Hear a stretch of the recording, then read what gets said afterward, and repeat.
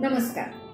आज आपण पीसीओएस विषयी बघणार आहोत. तर पीसीओएस आणि पीसीओडी यामध्ये बरेचसे सिम्पटम्स कॉमन आहेत. पीसीओएस म्हणजे पॉलिसिस्टिक ओव्हेरियन सिंड्रोम आणि पीसीओडी म्हणजे पॉलिसिस्टिक ओव्हेरियन डिसीज. तर कॉमन सिम्पटम असे आहेत की वेट गेन, त्याच्यानंतर प्रेग्नन्सी राहण्यामध्ये प्रॉब्लेम येणं, त्याच्यानंतर पिंपल्स आणि इरेग्युलर पिरियड्स.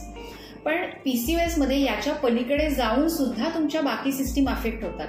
जसं हार्ट डिसीजेसची रिस्क वाढते, त्याचबरोबर स्ट्रोक, त्याच्यानंतर डायबिटीस, याबरोबरीने तुम्हाला डिप्रेशन, अँझायटी यासारखे आजार सुद्धा होऊ शकतात. त्याचबरोबर तुम्हाला स्लीप ॲपनिया होऊ शकतो. स्लीप ॲपनिया म्हणजे काय असतं तर गाढ झोपेत गेल्यावर तुमचा श्वास बंद होतो, काही वेळासाठी बंद होतो किंवा बऱ्याच वेळासाठी. पण त्याच्यामुळे काय होतं, तुमची झोप सतत डिस्टर्ब होत राहते आणि त्याच्यामुळे तुम्हाला काही सिम्पटम्स दिसतात.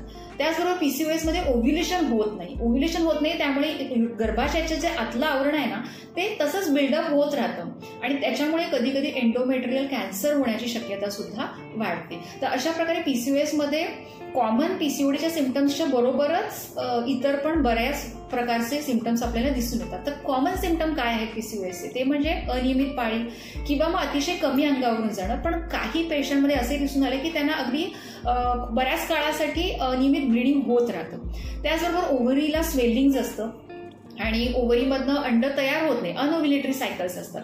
त्याचबरोबर पीसीओएस मध्ये तुम्हाला अंड तयार होत नाही, त्याच्यामुळे सिस्ट तयार होतात आणि अँड्रोजन हॉर्मोनचं प्रमाण वाढतं. हा मेल सेक्शुअल हॉर्मोन आहे आणि त्याच्यामुळे तुम्हाला बरीचशी लक्षणं दिसून येतात. तर ही लक्षणं म्हणजे तुमच्या शरीरावर अनावश्यक हेअर ग्रोथ दिसून येते, चेहऱ्यावर, हनुवटीवर किंवा इतर बॉडी पार्ट्सवर सुद्धा.